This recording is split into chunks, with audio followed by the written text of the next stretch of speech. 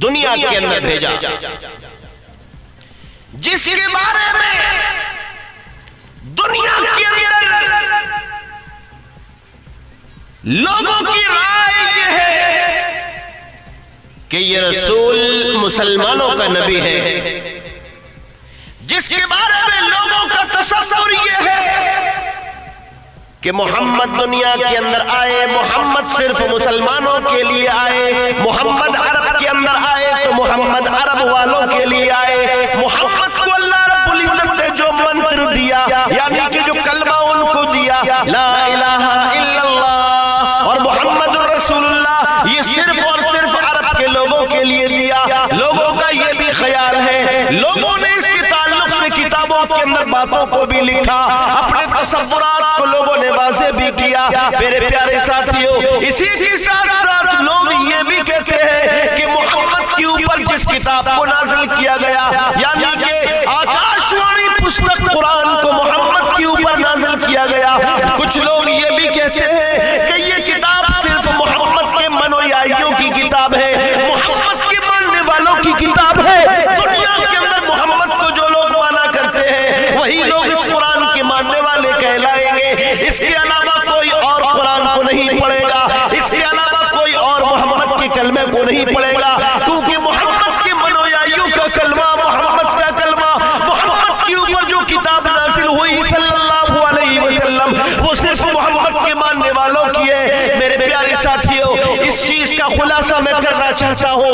लोग इस चीज को आज हिंदुस्तान के अंदर अपने मंचों से भी कहने लगे, और कहते कहते कहते कहते लोग यहाँ तक दुनिया के हिंदुस्तान के अंदर अपनी जबान से कहने लगे कि ये किताब हिंदुस्तान के अंदर ही नहीं बल्कि पूरी दुनिया के अंदर अशांति फैलाने वाली किताब है, ये लोगों को जिहाद की तरफ उभारने वाली किताब है। फिर कुछ अरसे के बाद देखने के अंदर आया, कुछ ऐसे भी लोग पैदा भी हो गए कि जिन लोगों ने इस किताब की बाज़ आयत के ऊपर निशानदेही कर दी, माना समझे नहीं, मतलब को समझा नहीं, उसके मफ़हूम के ऊपर तदब्बुर किया नहीं, आगे और पीछे का आयत का पढ़ा नहीं, बस सिर्फ और सिर्फ तहतल लफ्ज़ी उन्होंने चंद जुमलों को देखा और फिर इसके बाद में स्टेटमेंट दे दिया, अखबारात के अंदर उस चीज को उन्होंने दे दिया, मुजल्लों के अंदर उन्होंने छाप दिया, और फिर इसके बाद में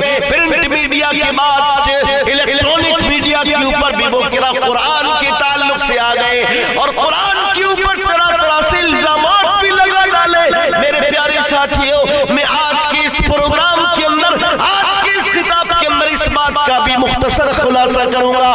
सबसे पहली बात तो ये, मेरे प्यारे साथियों, मेरे प्यारे बुजुर्गों, कुरान के ताल्लुक से जान लिया जाए, कुरान के ताल्लुक से समझ लिया जाए कि कुरान अल्लाह की वो किताब है, कुरान अल्लाह की नाजिल करता वो किताब है, कुरान वो ग्रंथ है, कुरान के अंदर वो मंत्र है, संस्कृत के अंदर मंत्र कह लीजिए और अरबी के अंदर आयतें कह लीजिए, कुरान के अंदर वो आयतें हैं, कुरान के अंदर वो मंत्र हैं कि जो किसी इंसान के बनाए हुए नहीं हैं, बल्कि परमेश्वर ने उन मंत्रों को परशुराम को दिया। परशुराम हिंदू मजहब के अंदर जिसका नाम है वो एक एंजल है, वो एक फरिश्ता है, यानी कि अल्लाह ने परशुराम को, यानी कि जिब्रील अलैहिस्सलाम को रूहुल अमीन भी उनको कहा जाएगा, उनको जिब्रील अलैहिस्सलाम भी कहा जाएगा। और संस्कृत के अंदर अगर जाएंगे, हिंदू भाइयों के यहाँ पर, यानी कि सनातन धर्म के मानने वालों के यहाँ पर, यानी कि शाश्वत धर्म के मनोयाइयों के यहाँ पर उनको परशुराम जाना जाता है, उनको परशुराम कहा जाएगा। परमेश्वर ने परशुराम को ऐसे ऐसे कलाम दिए कि परशुराम उनको दुनिया के जो सबसे बड़े ऋषि हैं, दुनिया के जो सबसे बड़े उपदेशक हैं, दुनिया के जो सबसे बड़े ऋषि हैं, दुनिया के जो सबसे बड़े दूत हैं, जिनको अंतिम संदेशता कहा जाता है, उनके ऊपर उसको लाकर दे दिया। हत्ता के अल्लाह ने जिन आयतों को हजरत जिब्रील के हवाले किया, हजरत जिब्रील अलैहिस्सलाम ने मिन वान उन आयतों को आखिरी नबी हजरत मोहम्मद रसूलुल्लाह सल्लल्लाहु अलैहि वसल्लम को अजबर करा दिया। सल्लल्लाहु अलैहि वसल्लम जिस किताब को नाजिल किया गया, ये किताब सिर्फ और सिर्फ अरब वालों के लिए नहीं। जिस किताब को नाजिल किया गया, ये सिर्फ कलमा पढ़ने वालों की भी किताब नहीं, बल्कि ये किताब हुदल लिन्नास, तमाम के तमाम इंसानों के लिए अपने अंदर हिदायत को रखती है। इस किताब के अंदर एक कमाल और मौजूद है कि ये किताब हक और बातिल के दरमियान, सही और गलत के दरमियान फर्क बयान कर देती है। वबय्यिनातिम मिनल हुदा वल फुरकान। ये किताब सिर्फ मुसलमानों की किताब नहीं। आज इस बात को अपने दिल और दिमाग के अंदर बिठा लिया जाए कि ये किताब पूरी की पूरी दुनिया की इंसानियत के लिए अल्लाह ताला ने भेजी है। नंबर 2, मोहम्मद जिनके बारे में इस बात को मशहूर किया जाता है कि वो सिर्फ और सिर्फ मुसलमानों के नबी, मुसलमानों के पैगंबर। मैं यहां पर इस बात का हल्का सा खुलासा कर देना चाहता हूं कि मोहम्मद आमना के बेटे, अब्दुल मुत्तलिब के पोते, हसन और हुसैन के नाना जनाब मोहम्मद रसूलुल्लाह सल्लल्लाहु अलैहि वसल्लम सिर्फ और सिर्फ मुसलमानों के लिए नहीं, बल्कि अल्लाह तबारक व तआला ने कुरान के अंदर अरसलनाका रहमतल लिल आलमीन आपके ताल्लुक से कह दिया, सारी की सारी दुनिया के लिए आपको रहमत बनाकर भेजा गया। वमा अरसलनाका इल्ला काफ़तल लिन्नासि बशीरन व नज़ीरा भी कहा गया, मुबश्शिर भी आपको कहा गया, नज़ीर भी आपको कहा गया। मेरे प्यारे साथियों, अब आप खुद फैसला कीजिए कि जिस नबी के बारे में कहा जाता है कि ये मुसलमानों के नबी हैं, उस नबी के बारे में गौर कीजिए कि उस नबी के बारे में सनातन धर्म के अंदर क्या कहा जा रहा है। जिस नबी को अशांति फैलाने वाला कहा जा रहा है, आज जिस नबी को अशांति फैलाने वाला कहा जा रहा है, उस नबी के ताल्लुक से सनातन धर्म के अंदर क्या मौजूद है, खुद आप अंदाजा लगा लीजिएगा। मैं एक इशारा करूंगा, जो नबी अशांति फैलाने वाला हो या जो किताब अशांति फैलाने वाली हो, उस किताब का तस्किरा सनातन धर्म के अंदर इज्जत और एहतराम के साथ हो नहीं सकता। जिस नबी के बारे में आप कहते हो चीख चीख कर, चिल्ला चिल्ला कर और गलत शब्दों का इस्तेमाल करके, उस नबी के बारे में आपकी किताबों के अंदर जो लिखा हुआ है उसके ऊपर गौर कर लीजिए। आज खुलेआम लड़ाई और झगड़े की बात की जाती है, आज खुलेआम मारने और मरने की बात कही जाती है, जबकि हिंदू भाइयों का अगर खून देखो तो उनका भी खून सुर्ख होगा, लाल होगा।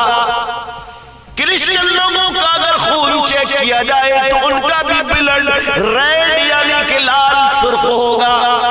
सिखों का खून देख लीजिए, बुद्धिस्ट लोगों का खून देख लीजिए, नास्तिक लोगों का ब्लड खून देख लीजिए, या मुसलमानों का ब्लड खून देख लीजिए। सारे के सारे इंसानों का, औलाद आदम का ब्लड सुर्ख निकलेगा, बिल्कुल से लाल निकलेगा मेरे प्यारे भाइयों। लेकिन धर्म जीने का तरीका जो सिखाता है, धर्म जो सही तरीके से रहने की शिक्षा देता है, धर्म जो आपको बिल्कुल सीधे सीधे चलने का और पापों से दूर रहने की शिक्षा देता है। कोई भी धर्म हो मेरे प्यारे भाइयों, शाश्वत धर्म को उठाकर देख लो, सनातन धर्म को देख लीजिए और ऋग्वेद को उठाकर देखो, यजुर्वेद को उठाकर देखो, अथर्ववेद को उठाकर देखो, मनुस्मृति को भी देखो, दूसरी तमाम की तमाम किताबों को देखो। मेरे प्यारे साथियों, कहीं पर भी मारने का, कत्ल करने का, एक दूसरे को बर्बाद करने का आपको जिक्र नहीं मिलेगा। हत्ता के कुरान के अंदर भी आपको ऐसी कोई चीज नहीं मिलेगी।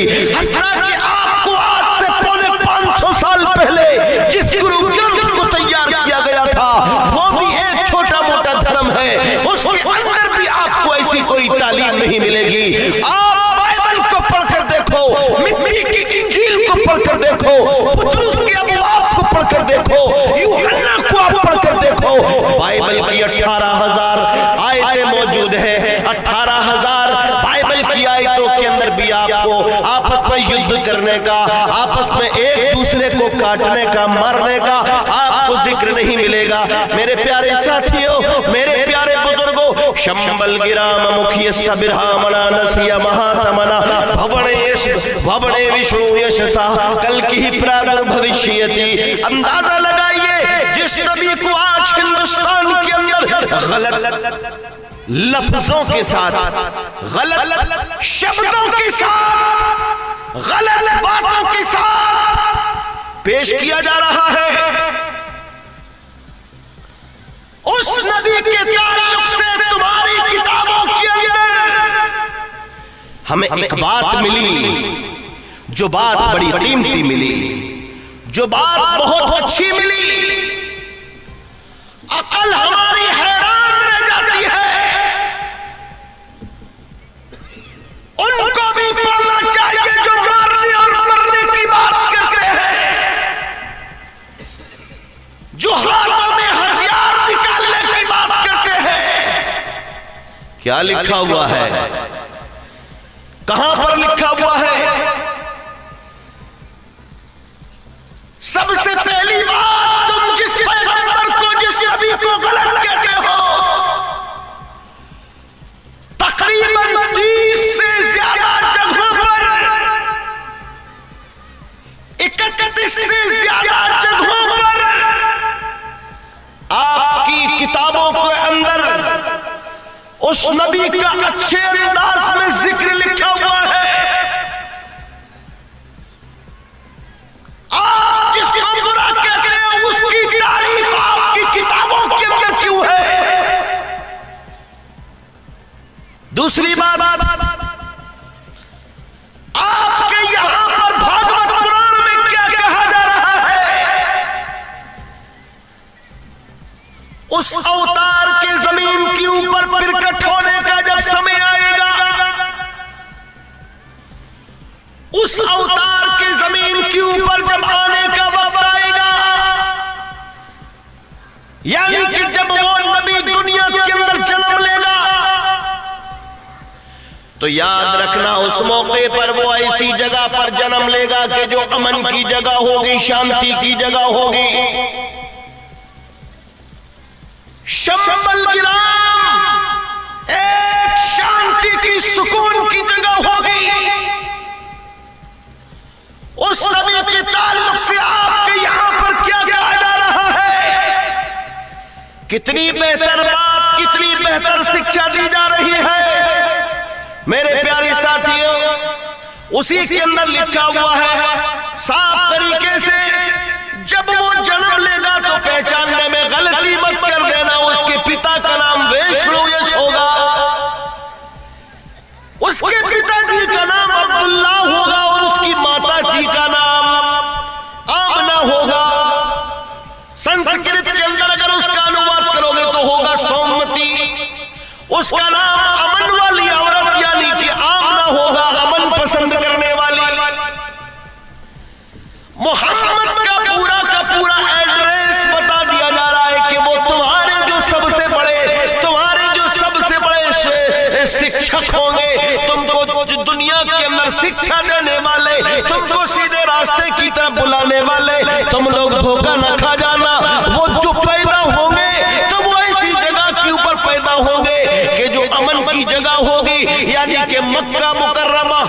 नंबर 2, उसके पिता का नाम अब्दुल्ला होगा। नंबर 3, उनकी मां का नाम आमना होगा। फिर भी मोहम्मद के बारे में बुरा बुरा कहा जाता है। किसी के कहने से मोहम्मद रसूलुल्लाह सल्लल्लाहु अलैहि वसल्लम बुरे नहीं हो जाते। सल्लल्लाहु अलैहि वसल्लम। और फिर इसके बाद दूसरी तरफ जब आप जाओगे तब आपको एक चीज और मिलेगी,